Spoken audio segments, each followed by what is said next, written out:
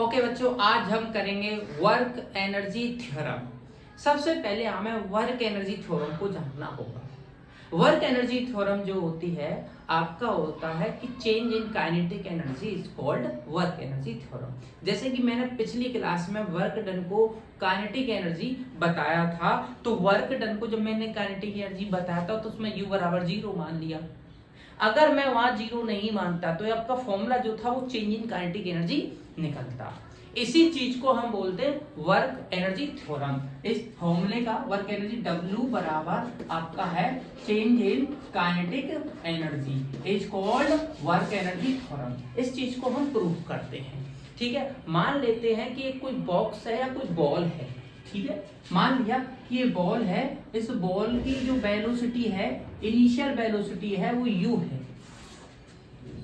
मैंने इस पर अपनी तरफ से एक फोर्स लगाया F और ये थोड़ी देर में ही S डिस्प्लेसमेंट कवर करके आपकी बॉल जो है वो यहां पहुंच गई, जिसकी वेलोसिटी है v। जिसकी वेलोसिटी है v। एक चीज बताओ, पहले जो इसकी काइनेटिक एनर्जी थी वो हाफ, इसका जो मास है m और मान लेते हैं इसका मास m है, वो हाफ m u स्क्वायर थी। लेकिन जो चेंज हुई वो हाफ m v स्क्वायर हो गई, और हम ये कहते हैं जो चेंज हुआ, चेंजमेंट है, वो ही आपका वर्क डन है। इसी चीज को हम वर्क एनर्जी थ्योरम कहते हैं। देखिए कैसे निकलती है। एक चीज बताओ, आप सिंपल तरीके से वर्क डन का फॉर्मूला जानते हो, F into S. Equation first मान लेते हैं।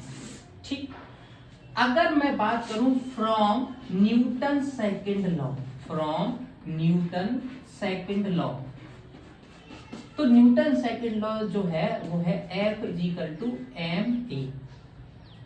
क्लियर हुई? ये इक्वेशन मैं ट्रू मान लेता हूं। और मैं बात करता हूं from equations, motion of equation जो है d equal to u plus at square वाली, तो उसमें से मैं लिख देता हूं कि from third equation, from third equation of motion.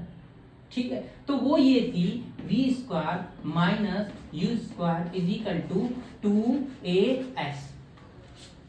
यहां से मैं यदि s की वैल्यू निकालता हूं तो s की value simple v square minus u square is upon 2a। आपकी s की वैल्यू निकली, इसे मैंने इक्वेशन नंबर थर्ड मान लिया।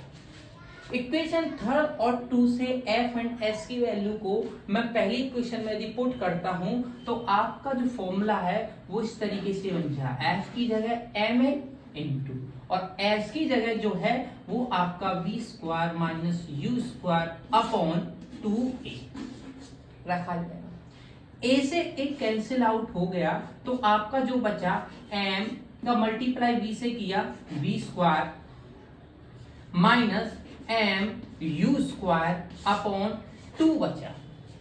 मैं इसको इस तरीके से लिख सकता हूं, इधर लिख देता हूं। ठीक है, इसको इधर लिख देता हूं कि आप work done is equal to half M V square minus half M U square. मैंने स्टार्टिंग में ही आपको बताया था कि वर्क एनर्जी थ्योरम जो होती है वो चेंज इन काइनेटिक एनर्जी होती है, कि अगर फाइनल काइनेटिक एनर्जी में से मैं इनिशियल काइनेटिक एनर्जी को घटा दूं तो जो वर्क डन निकल जाएगा, उसी वर्क डन को जो निकलेगा इस थ्योरम को बोलते हैं हम वर्क एनर्जी थ्योरम। इससे रिलेटेड कोई भी क्वेश्चन आपके है तो आप कमेंट बॉक्स में उसे लिख सकते हो। ठीक है, थैंक्स बच्चों।